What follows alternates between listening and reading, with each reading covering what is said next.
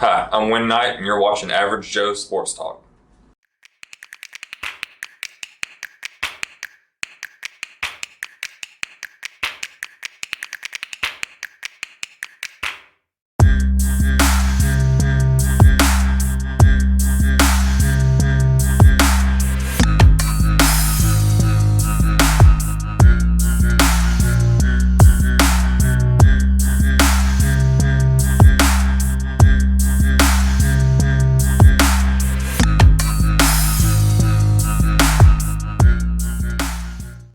Wynn Knight, Southside High School wrestling coach. Coach, I'm glad to have you on. It's a long overdue video. You've had a very successful program and tenure here at Southside over the last 3 years. We just found out. But Coach, honestly, I want to ask you a few questions. I want to go back to your childhood. You said you grew up in Opelika, Alabama. Talk about your childhood and what that was like, and how early was it when you got into sports yourself? Yeah, so I played sports since I was young. I played Little League football, Little League soccer, Little League baseball. As long as I can remember growing up. I went to high school at Opelika, but I'm originally from Montgomery area. Moved around a lot as a kid. Dad was a Foot Locker manager, so he kind of just wherever work took him. So we were Decatur and up in Huntsville and all around. But yeah, sports from a young age. I've always loved sports. Once I got to high school, I quit playing all the other ones though and focused in on wrestling. There we go. And that's what I love. So. Now, before we move forward, did you get hooked up on shoes or not? No. What? No. Your dad's a district manager didn't get a hookup on shoes? No, I was really young. I don't know. Maybe we did, but I don't remember it. And I've never. If I didn't ask that question, that's probably everybody's like, what? Yeah. No. So what kind of led you? What kind of like steered you into wrestling more than any of the other sports? Is there something competitive about, like maybe the one-on-one aspect of it, or what was it? So when I was in middle school coming up, I didn't even know anything. I knew nothing about wrestling. We didn't have a youth league or anything like that. Like at the time. And a buddy of mine was like, "I'm gonna try for the wrestling team." And I was like, "Yeah, okay, sure." That sounds great. We'll hit some people with chairs, just like everybody else kind of thought.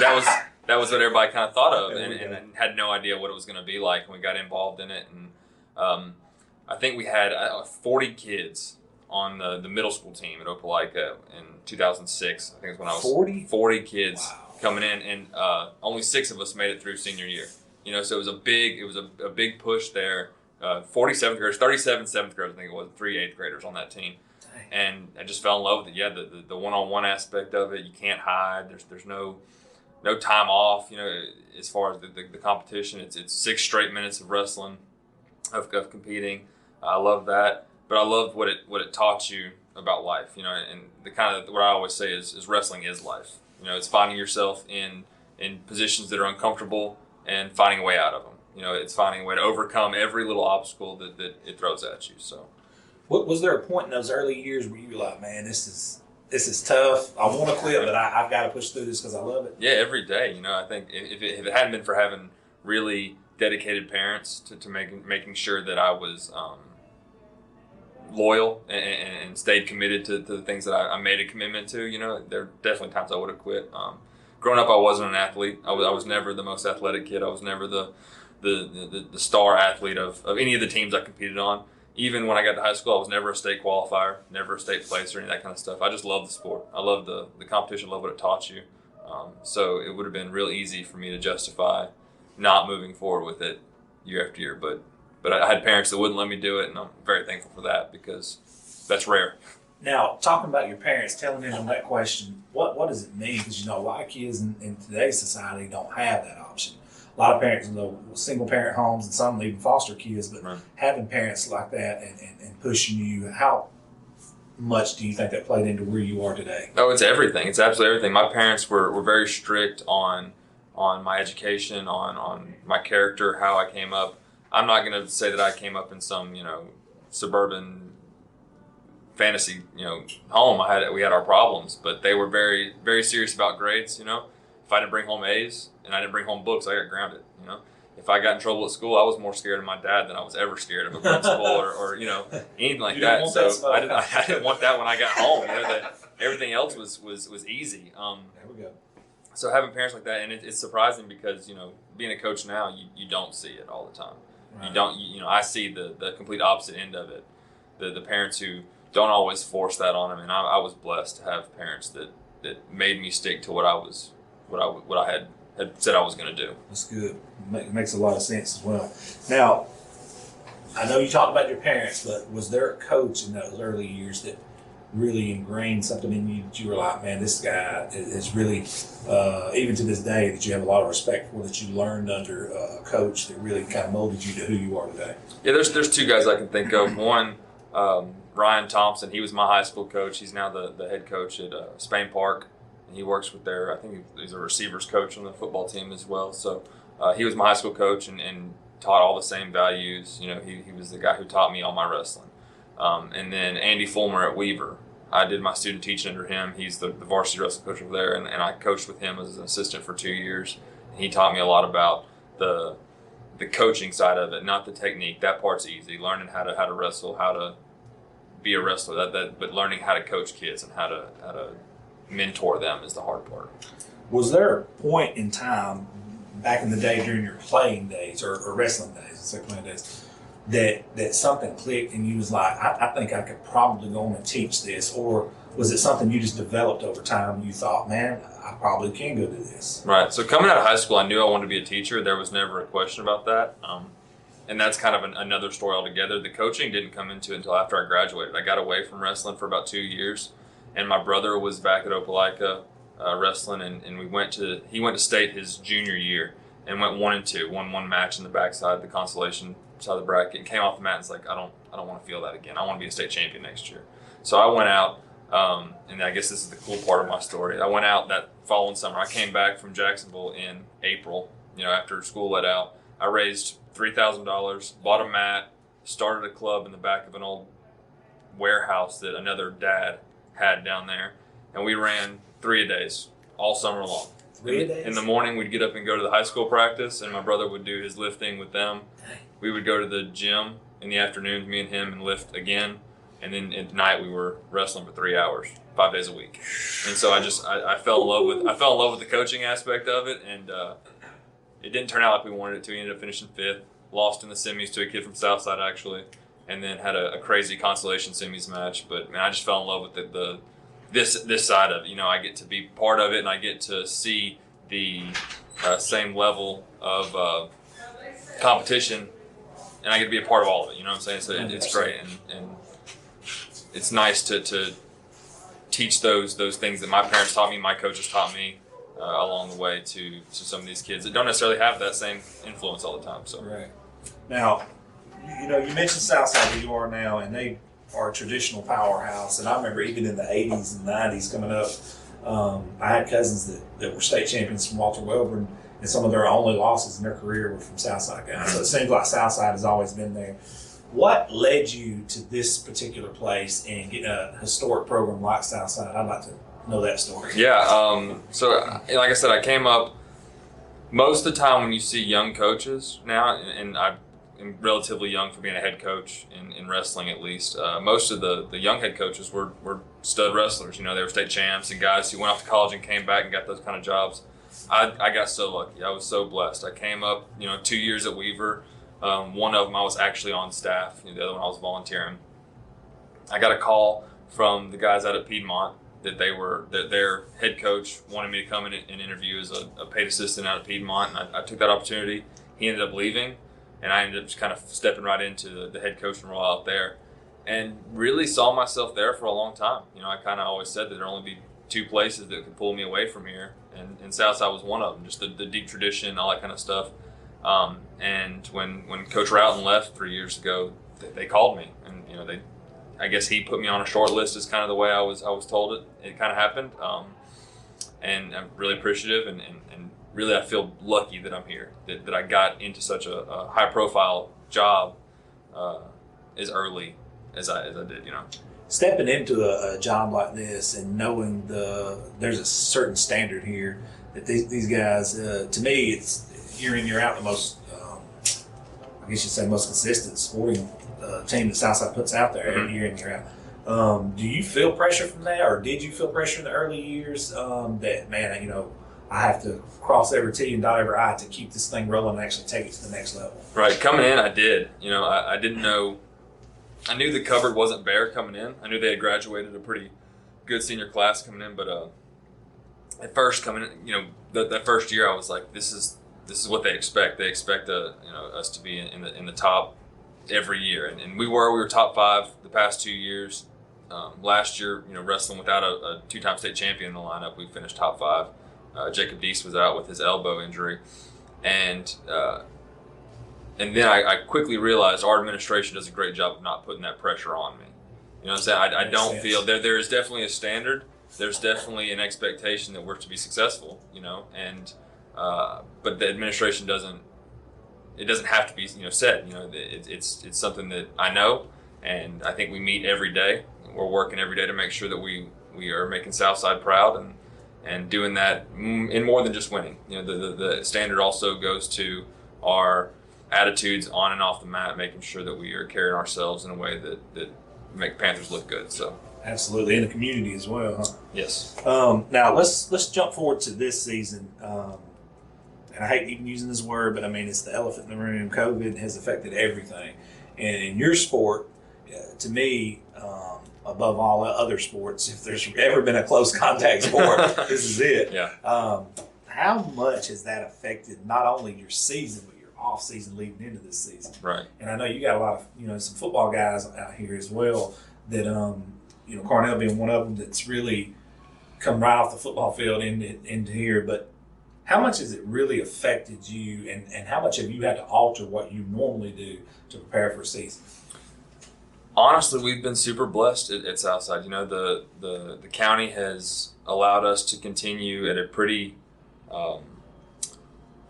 normal level. There's been we following the COVID protocols, but a lot of other counties went through shutdowns over Christmas especially, and we were blessed and didn't have to do that. That's good. They let us continue practicing, continue playing through, going to our competitions. The biggest changes for us, the biggest, I guess, obstacles were the AHSA protocols that were put into place. We haven't had individual tournaments. We're about to go into a state tournament, starting tomorrow, that is the first individual tournament we'll have been in all year. We've been confined to 4-team competitions, so really just quad matches all year long, which is completely different than what we're normally used to. In a normal year, I would schedule 70 matches, and we would end up wrestling through 40 of those. We were lucky enough to get about the same amount of matches this year. Most of that's amazing. Our top guys have gotten 45 to 50 matches. I think Cornell got 48 matches this year. So we were blessed. We didn't have we canceled 0 home events. I think we only had 3 away events canceled. As far as actually missing athletes throughout the season, I think we only had 2 starters that were ever 3 starters that were close contacted. One of them was a possible positive. It was over Christmas break, so there was never a firm yes or no on that one. But he was out for 3 weeks, and other than that, we've been super fortunate and blessed. And I wouldn't say COVID didn't affect us, because obviously there were several things that could have gone better, but it was not a death blow for us. Yeah. No, like it was for some of their programs. So we were super blessed this year. That is blessed right there. Coach, for those who are not familiar with the sport, it's a grueling, man versus man. A lot of times the guy with more grit wins the match. But preparing for this, people don't understand what kind of condition your athletes are in. Talk us through a normal practice of yours, like conditioning, like a normal hard practice, not like a light practice before you guys get ready for a tournament or something. But talk us through a normal practice with conditioning, everything, strength training, everything, what you guys do. So during the week, and I'll kind of give you a week, because it looks different each day, obviously. Absolutely. Our competition days are Tuesday and Thursday, so we do light drilling on those days, so that's not a serious day. But Mondays and Wednesdays, it's a lift, starting right at the beginning of the end of school, right there, our 7th, 8th block. Lift for about an hour, then we come over and we get our warm-up in, get our shoes on, get our warm-up in. We'll start out with, I like to start out pretty intense, get the heart rate up, so we do a lot of hand fighting and pretty much open hand fist fight from the standing position, giraffe fighting, head position, that kind of stuff. So we start practice off with some black eyes and bruises on the forehead. And then most of our conditioning comes from our hard drilling, which is where we expect hands on the entire time. You execute a move, keep your hands pushing pressure on the guy that you've just taken down, force him up, with your hands still engaged, and then he's right back in on his attack. And so it's constant, usually in something like 3 to 5 minute increments. At the end, we do our conditioning based out of either circuits, where we go around the room doing medicine ball slams, kettlebell swings. We have 2 assault bikes in there, push-ups, pull-ups, knee drops, explosive jumps, rope climbs, anything you can kind of think of, body weight exercises for about 45 minutes, non-stop. And you can ask the guys, some of those practices have been brutal. And even our top dogs, the guys you wouldn't expect to have broken a few times. So that's good.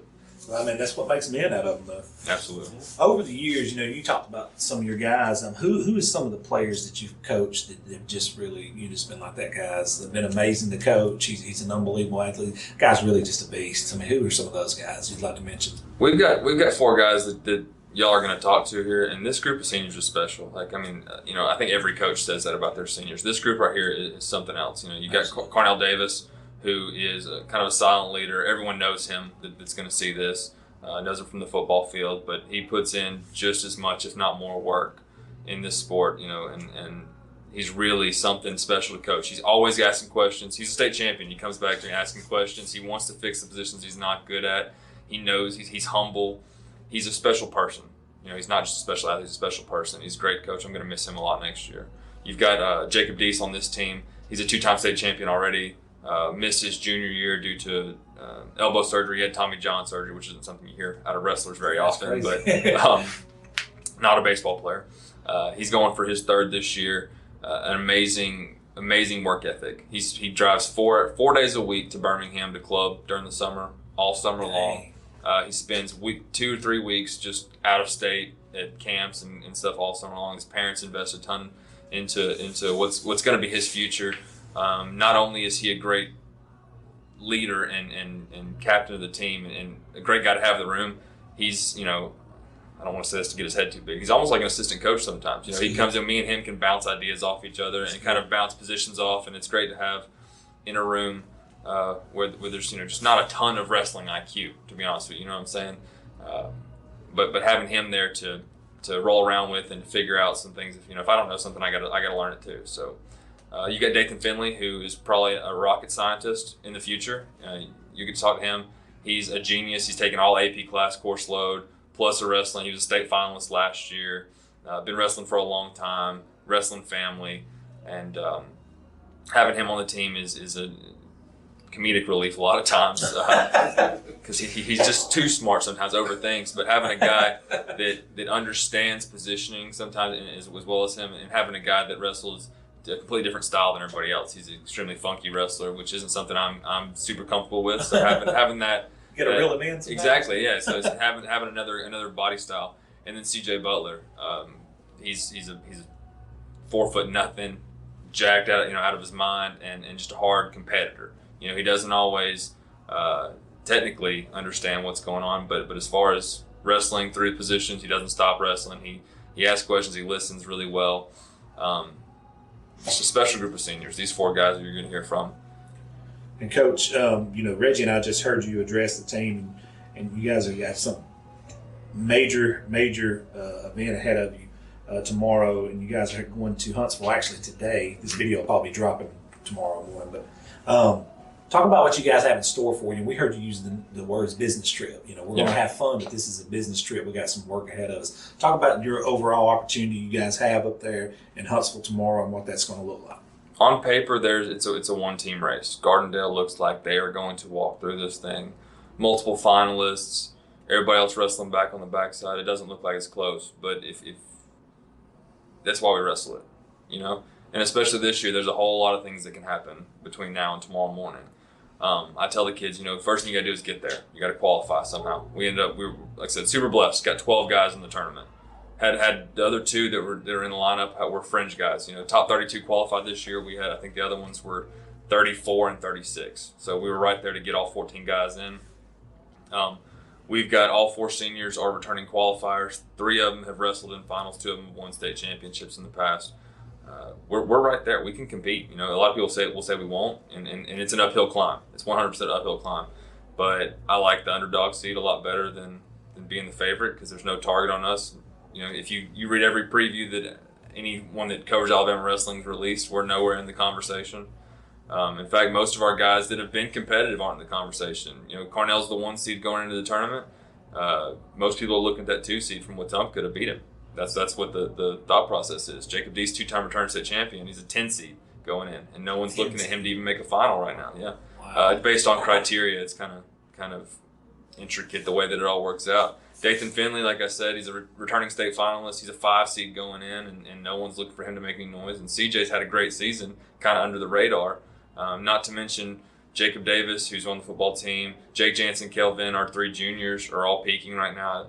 We're all wrestling as good as we have. I've got an 8th grader at 106 who is a first-year wrestler, qualified for the state tournament, and has had an outstanding season.